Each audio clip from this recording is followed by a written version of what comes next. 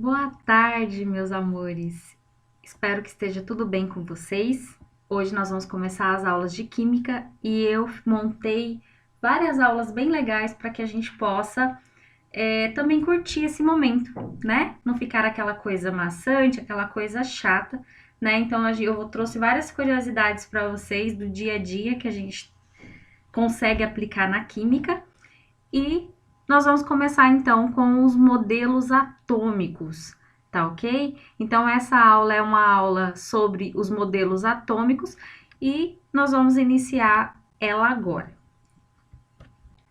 Para a gente entender um pouquinho o que é um modelo atômico, nós precisamos primeiro saber o que é um átomo.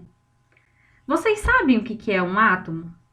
Então, para isso, nós temos que entender que o átomo é uma unidade básica da matéria. Então, lembra lá atrás, quando eu expliquei para vocês o que era a matéria? Eu acredito que alguns de vocês já saibam o que é matéria, né? E na nossa última aula nós falamos sobre que a matéria era tudo aquilo que tinha volume e massa, né? Então, matéria é tudo aquilo que ocupa um certo lugar no espaço. Então, é algo que tem uma determinada massa e um determinado volume, tá bem? Então, essa matéria, ela é constituída por átomo, ou um conjunto de átomos, né? Para a gente entender um pouquinho melhor, para tentar entender qual que é o significado, a definição de um átomo, a gente precisa entender os modelos atômicos, tá bem? Então, vamos começar a entender como que os cientistas e os filósofos, eles inventaram esse termo chamado átomo. Bom, em 400 a 400 anos antes de Cristo, esses dois carinhas aí, o Demócrito e o Leucipo, eles, na época, eles eram filósofos, cientistas, né?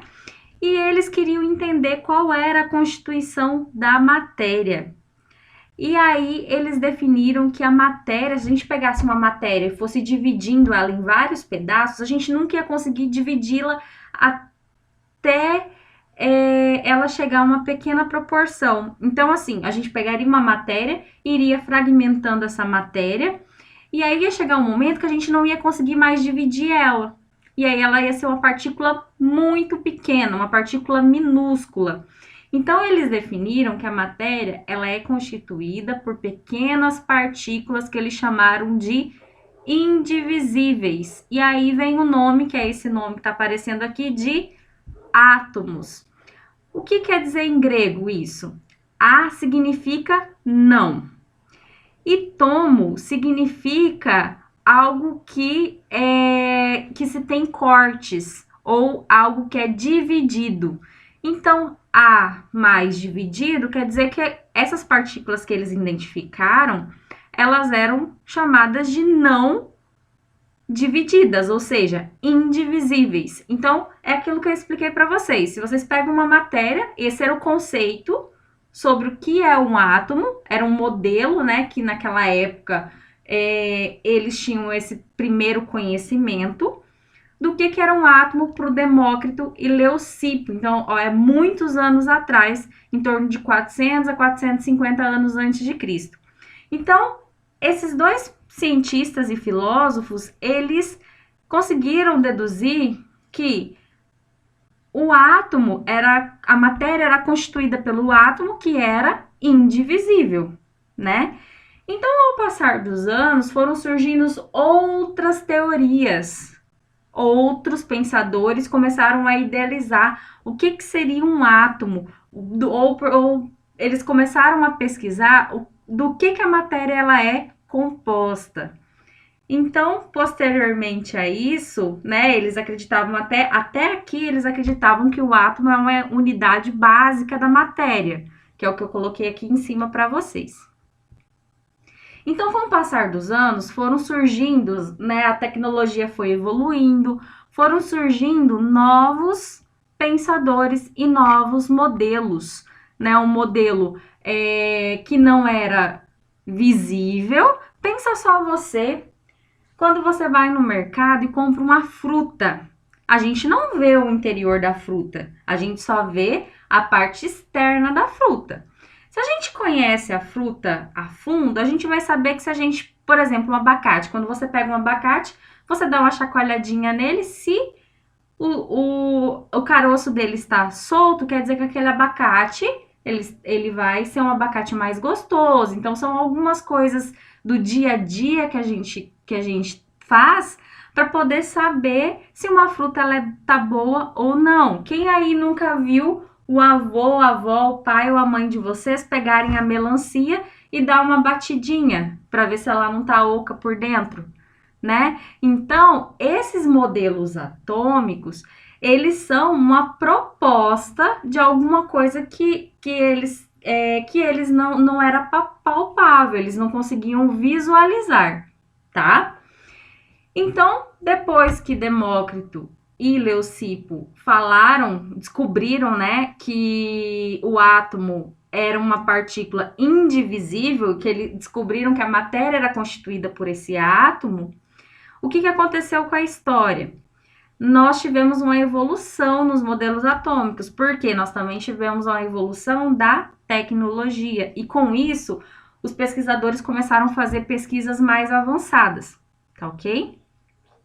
Então, até o momento, a gente sabe o quê? A gente sabe que o átomo, ele constitui a matéria. Então, toda matéria, ela é constituída por átomos, tá?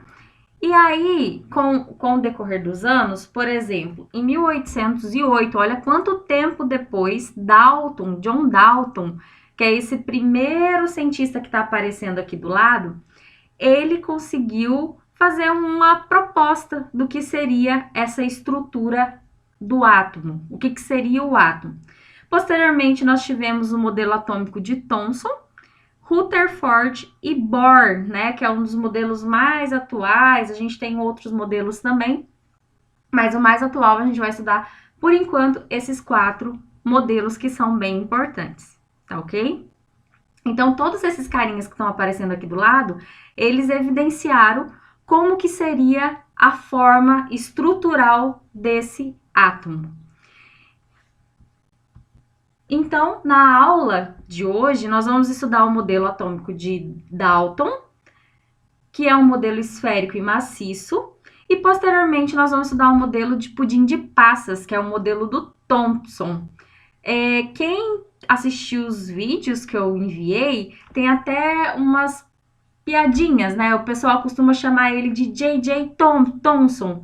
Então, tem várias piadinhas envolvendo todos esses cientistas, tá ok? Posteriormente, nós vamos pela ordem cronológica dos fatos, né? Com a evolução da estrutura atômica, nós vamos estudar Rutherford. E, em seguida, o modelo atômico de Bohr, tá?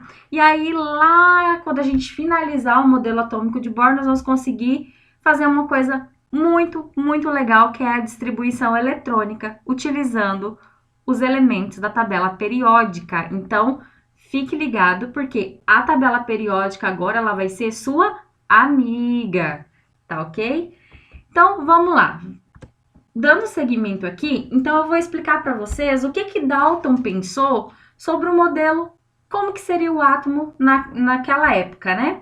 Vocês viram lá que Dalton, ele começou a trabalhar, ele trabalhou vários anos nessa teoria, só que em 1808 que ele conseguiu propor um modelo para explicar como que seria a estrutura de um átomo, tá ok?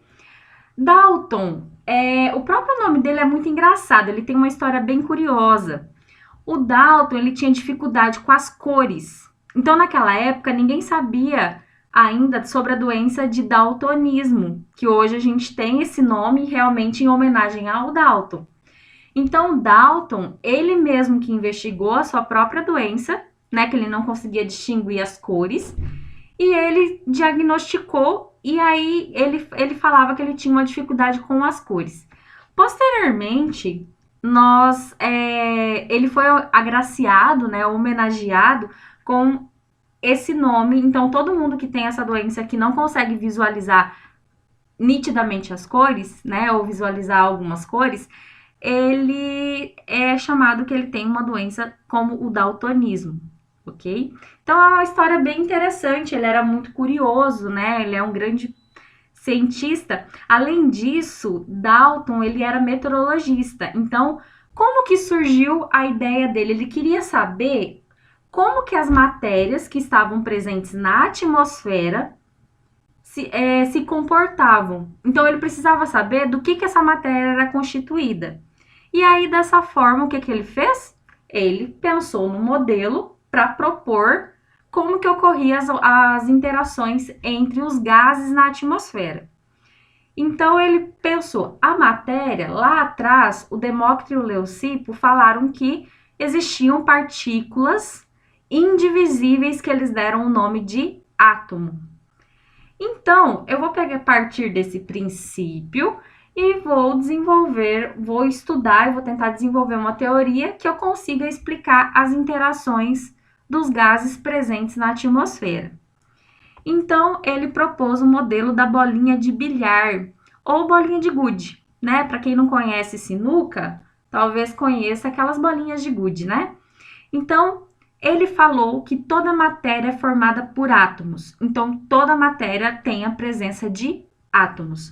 E que esses átomos, eles eram semelhantes a bolinhas de bilhar, né? Então, ele apresentava essa estrutura que está aparecendo aqui para vocês, essa bolinha, e aí ele falou que os átomos, eles eram partículas esféricas, né? Ele não é quadrado, então se ele é redondo, ele vai ser esférico. E maciças, né? Aquela maciça que tem muita massa, a gente não consegue quebrar. E partículas indivisíveis, o mesmo pensamento do Demócrito e Leucipo. E indestrutíveis, então a gente não conseguiria destruir um átomo. Pensa numa bolinha de bilhar e aí você tenta quebrar essa bolinha. É bem difícil, né? Então, esse foi o modelo proposto por Dalton. Então, o Dalton, ele acreditava também que existe um átomo para cada elemento químico. Por exemplo, na tabela periódica, se vocês já olharam a tabela, tem vários nomes de elementos químicos: hidrogênio, nitrogênio, oxigênio, carbono. Então, existe uma afinidade de elementos. E esses nomes, eles não são nomes aleatórios, tá, galera? Então, o Dalton, ele propôs assim, ó, que um átomo que tinha a mesma massa e o mesmo tamanho, eles eram denominados de um mesmo elemento químico. Então, para ilustrar aqui para vocês, eu trouxe um átomo de hidrogênio e um átomo de nitrogênio. Então, a gente tem dois átomos aqui, que acho que está aparecendo aqui em cima para vocês. Então, a gente tem esses dois elementos, tá? Então, um átomo de hidrogênio, ele tem uma massa menor, ele é menorzinho, tem um tamanho menor em relação a um átomo de nitrogênio.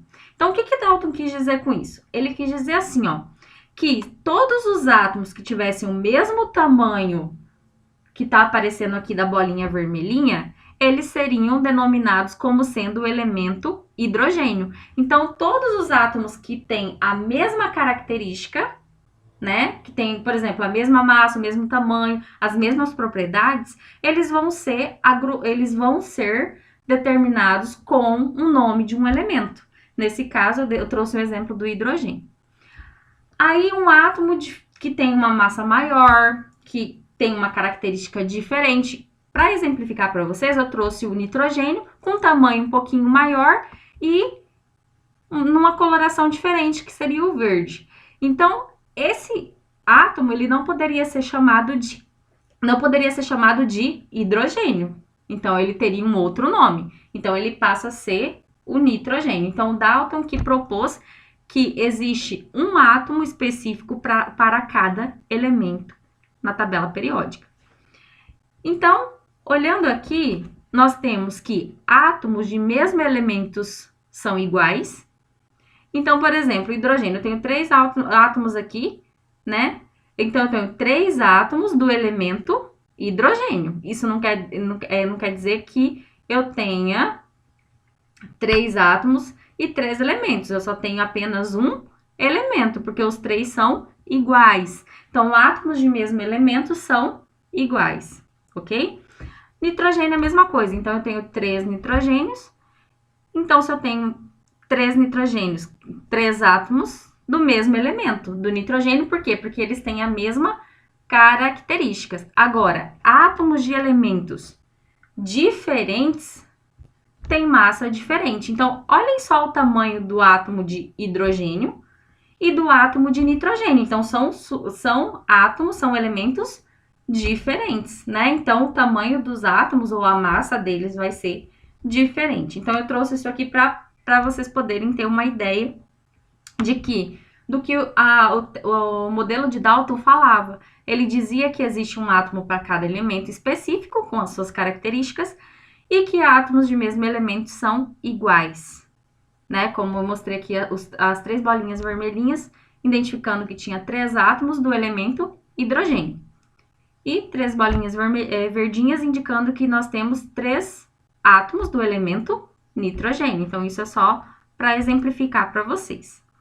Átomos de elementos diferentes têm massa diferentes. Então, olha só o hidrogênio, né? Compare o hidrogênio com o nitrogênio. Então, tem uma bolinha vermelha e uma bolinha verde. Então, são características diferentes, tá ok? Então, essa era uma das coisas que o Dalton falava, que o Dalton mencionou, né, na sua proposta, no seu modelo atômico.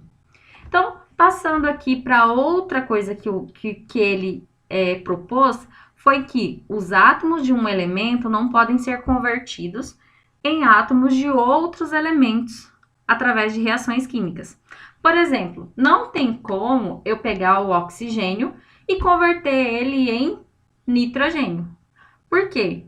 Átomos não são criados nem destruídos nas reações químicas, era isso que Dalton dizia. Então, ele não consegue pegar um átomo de oxigênio, destruir ele ali e obter o nitrogênio. Mas ao longo dos anos, essa proposta de Dalton foi sendo modificada, tá? Então, ele conseguiu provar uma das coisas que a lei da conservação de massa de Lavoisier. Então, ele falava assim, que na natureza nada se cria e nada se perde. Então, tudo se transforma. Então, por exemplo, na natureza, eu não conseguiria criar nenhum elemento, né? E tudo poderia ser transformado. Mas nesse caso aqui, o Dalton queria dizer que a gente não conseguia criar e nem destruir algo que já estava na natureza. Por exemplo, o oxigênio, não conseguiria converter o oxigênio num átomo do elemento nitrogênio, tá? Então, foi isso que ele mencionou quando ele estava estudando lá o seu modelo atômico. Outra coisa bem interessante do modelo de Dalton, ele apostou na combinação de átomos. Então, olha só, ele pegava o oxigênio mais nitrogênio, que são, né, átomos de 2 elementos diferentes, e aí ele formava o que a gente chama de compostos, que são quando você tem a reorganização ou a junção desses elementos químicos, tá? Então, ele seguiu uma da lei das proporções definidas por Prost, que dizia que a massa dos reagentes que está sendo representadas aqui pelos nossos elementos e produtos que está sendo representado pelos compostos, de uma reação mantém uma proporção constante. O que a gente fez aqui? Né? Nós pegamos oxigênio e nitrogênio e unimos os dois. Então, a gente não perdeu e não ganhou nada, né? A gente só uniu os 2 elementos. Então, nós tínhamos os elementos separados, fizemos a combinação desses átomos e aí nós tivemos os compostos. Então, isso quer dizer que a mesma massa que eu tinha inicialmente, eu tô tendo posteriormente. Então, eu não tô... eu mantenho as proporções constantes, ok? Então, essa combinação de átomos também estava prevista dentro do modelo de Dalton. Então, com o passar dos anos, né, Dalton conseguiu mostrar qual que era a diferença entre átomo e elemento. Então, nós temos aqui que átomos são partículas muito pequenas e indivisíveis que constituem a matéria. Então, essa era mais ou menos a base da teoria atômica de Dalton. Então, vamos supor aqui, ó, eu tenho uma matéria que é constituída por massa e volume. Então, a matéria é tudo aquilo que ocupa massa e volume num determinado lugar, né, um espaço. E dentro da matéria eu tinha o quê? Átomos, né? Então, aqui é uma representação do que seria a estrutura do átomo na visão de Dalton, tá? E aí, um elemento químico, nesse momento, ele falava que um elemento químico é um conjunto de átomos com a mesma massa e tamanhos, apresenta as mesmas propriedades. Então, lembra lá do conjuntinho de átomos que tinha de hidrogênio? Então, eu tinha 3 bolinhas vermelhas representando os átomos de hidrogênio, porém, eram 3 átomos e de um único elemento. Por quê? Porque eles tinham a mesma propriedade. Então, aqui, ó, eu trouxe uma molécula de água. Molécula é quando a gente tem essa junçãozinha entre alguns elementos, tá? Lá na frente a gente vai estudar um pouquinho sobre isso. Então, aqui é uma molécula representando a fórmula da água. Então, se eu olhar aqui na molécula, eu tenho quantos átomos? Eu vou ter um átomo de oxigênio e 2 átomos de hidrogênio. Não é isso que eu estou enxergando aí? Eu não tenho o vermelhinho, que é o oxigênio, e os 2 amarelinhos, que são os átomos de hidrogênio. E quantos elementos que eu tenho? Eu só vou ter apenas 2 elementos. Eu tenho 3 átomos, né? Eu tenho 3 átomos aí. Só que quantos elementos? 2 elementos, porque eu tenho um átomo de oxigênio e eu tenho 2 átomos de hidrogênio, né? Do elemento hidrogênio. Então, eu tenho apenas 2 elementos, que seriam o hidrogênio e o oxigênio, tá bem? Bom, uma curiosidade bem bacana para vocês, essa tabela periódica, eu postei lá para vocês estudarem. A gente vai precisar muito dela de agora para frente. E, posteriormente, nós vamos entender o que significa cada período, cada grupo da tabela. Então, isso, posteriormente, a gente vai estudando e vai tentando entender isso, tá?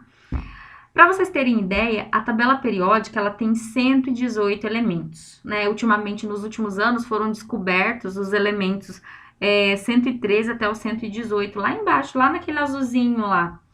E aí, esses elementos, eles são não são encontrados na natureza, né? Eles são produzidos em laboratório, tá ok? Então, hoje nós podemos contar com 118 elementos na tabela periódica, e isso é bem interessante, porque dentro desses 118 elementos, cada elemento representa também uma quantidade de átomos de uma determinada matéria, tá ok? Então, vamos só fazer uma comparação entre átomo e elemento. A gente já viu que átomo é diferente de elemento, né? Então, aqui, ó, eu trouxe para vocês 5 lápis. Só que aí eu vou perguntar para você, né? Quantos lápis eu tenho? Eu vou colocar aqui, 5. 1, 2, 3, 4, 5. Agora, quantas cores que eu tenho? Eu vou ter o azul, o amarelo, o vermelho, o verde e o azul novamente. Então, nesse caso, eu tenho 4 cores. Então, a quantidade de lápis que eu tenho, eu posso relacionar isso mais ou menos com o número de átomos que eu vou ter dentro de uma matéria. E a característica do lápis equivalem ao elemento que eu estou trabalhando. Então, átomo é diferente de elemento químico, ok? Então, vamos fazer aqui para a gente entender com os elementos. Então, aqui, ó, eu coloquei para vocês 1, 2, 3, 4, 5 bolinhas. Cada bolinha está representando, tem uma letrinha, uma corzinha diferente, certo? E eu quero saber de vocês quantos átomos eu tenho e quantos elementos. Então, vamos lá? Quantos átomos eu tenho aqui? Eu tenho 2 oxigênios, 2 átomos do elemento oxigênio, um átomo do elemento hidrogênio, um átomo do elemento carbono e mais um átomo do elemento nitrogênio. Então, no total, eu tenho 5. Então, eu vou ter 5 átomos, certo? Agora, quantos elementos que eu tenho aqui? Aí, agora, a gente vai parar e vai pensar. Eu tenho 2 átomos, mas de um único elemento, que é o oxigênio. Então, eu tenho eu tenho um átomo de hidrogênio, um átomo de carbono e mais um átomo de nitrogênio. Então, quantos elementos que eu tenho? 4. Então, pessoal, pensando na teoria de Dalton, Dalton considerava que a matéria era formada por partículas que eram indivisíveis, chamadas de átomos, ok? Então, esse exercício aqui eu vou deixar para vocês pensarem, tá? Fazerem um exercício surpresa, vocês vão fazer essa atividade e vai valer como atitudinal, vocês vão colocar no caderno e me enviar, tá ok? Agora vamos passar ao modelo de Thomson, porque o que aconteceu? Com o tempo, o modelo de Dalton não explicava, porque ele explicava que era um modelo de bola de bilhar, certo? Só que ele não explicava se a gente pegasse aquela matéria e colocasse ela em contato com a eletricidade, né? Então, ele não explicava pra gente como que se dava a parte elétrica desse material. Então, Thomson, ele surgiu com um modelo chamado modelo pudim de passas. Por que esse modelo? Lembra que o modelo de Dalton era uma esfera? Então, aqui, o Thomson, ele pensou o seguinte, que o modelo atômico poderia ter uma carga negativa, porque ele fez um experimento, que eu vou mostrar depois para vocês, que ele observou que existia uma passagem de uma carga negativa no formato de uma luz. Então, ele verificou a descoberta dos elétrons, que aí ele deu o nome dessa carga negativa como sendo elétron. Uma outra coisa interessante do modelo dele foi que a massa do elétron, ele descobriu que dentro do átomo, daquela esfera, né, que eles colocaram, o elétron, ele tinha uma menor massa em comparação com o tamanho todo do átomo. E ele também, posteriormente, tiveram outros pesquisadores que também propuseram a existência de cargas positivas no átomo. Então, imagine você, aquela esfera sendo positiva, toda ela positiva, e uva passa incrustada nessa esfera, né? Sendo considerada que essas uva passas poderiam ser os elétrons de carga negativa, tá ok? Que é igual esse desenho que eu coloquei para vocês, só que essa sobremesa é uma sobremesa inglesa e aqui no Brasil a gente está mais acostumado com o famoso panetone. Então, imagina vocês terem um panetone com aquelas frutas cristalizadas. Então, a ideia de átomo do Thomson era mais ou menos essa, tá? Sendo que aquelas frutas, elas tinham carga negativa e toda a massa do panetone seria positiva. Então, olha só o experimento que Dalton fez. Então, ele pegou, passou uma alta voltagem dentro de um tubo, né, de um tubo de vidro, e aí dentro, esse experimento, na verdade, nem foi um outro cientista que fez esse experimento, e aí Thomson, ele pegou o experimento e começou a testar para elucidar o modelo atômico dele, para falar assim, não, esse modelo é o que é melhor, esse modelo é melhor, a gente consegue explicar muito mais coisa em relação ao modelo de Dalton. Aí Thomson fez o quê? Ele pegou uma parte negativa, colocou duas placas, uma positiva e uma negativa. E aí ele pegou uma alta voltagem, colocou um gás dentro desse tubo de vidro, que era a matéria dele, né? E aí ele abaixou a pressão. Quando ele abaixou a pressão, o que aconteceu? Começou a passar um feixe de luz, que é esse verdinho que vocês estão vendo aí. E quando chegava perto das placas, que estão ali positivo e negativo, o feixe de luz fazia o quê? Ele desviava para um lado, sempre para o mesmo lado. Então, ele percebeu que sempre saía uma parte negativa, passava uma parte negativa. Quando chegava perto da placa que era positiva, ele se desviava para o lado da placa positiva. Lembra lá de física que os opostos se atraem, né?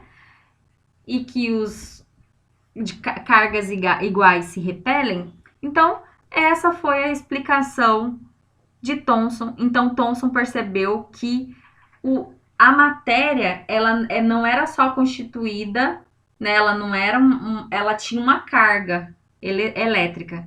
Então, ele observou que não era só aquela bolinha de bilhar lá, aquele, né, maciça, indestrutível, que tinha uma carga e tinha como a gente fazer a divisão do átomo.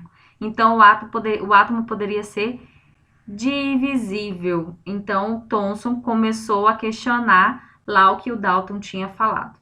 Então, Thomson, depois desses experimentos, ele percebeu que existia aquela massa, o átomo, a parte esférica do átomo, ela era constituída de carga positiva e incrustada com o elétron que era de carga negativa. Só que a carga positiva ele ainda não sabia o que era, e por isso foi uma das falhas da teoria dele, né? E futuramente a gente vai ver a teoria de Rutherford, que ele consegue explicar um pouquinho do que é essa carga positiva no átomo. Então, aqui nós já temos a inclusão de uma carga positiva e uma carga negativa. Então, vamos olhar aqui no exemplo que eu coloquei para vocês. Átomos que perdem elétrons, por exemplo, pensa que você está perdendo ali aqueles negativos, todos aqueles negativos. Você não vai ficar mais positivo? Vai, porque você... Pense só que você tirando aqueles negativos que estão em azul. Vai sobrar mais carga positiva. Então, átomos que perdem elétrons, a gente está tirando as cargas negativas. Então, você vai representar dessa forma. Você vai colocar o símbolo do elemento, vai falar que ele perdeu elétrons e vai colocar um positivo lá em cima. E aí, a gente chama que esse elemento ou esse átomo, ele é eletropositivo. Então, aqui no exemplo, eu tenho o sódio, que é o Na, ele perdeu elétrons. Então, eu tirei essas bolinhas que estão negativas. Eu fiquei apenas com as bolinhas positivas. Então, ele vai ficar Na com positivo em cima. Então, ele fica eletropositivo. Ele perdeu os elétrons dele, tá? Átomos que ganhar elétrons são chamados de eletronegativos. Então, quanto mais bolinha azul eu colocar ali, mais negativo ele vai ficar, não é? Então, se eu tenho cloro, ganhei elétrons, eu fico com cloro menos. Aí ele olhou assim, eu tenho eletropositivo e eletronegativo. Como que eu vou chamar esses átomos?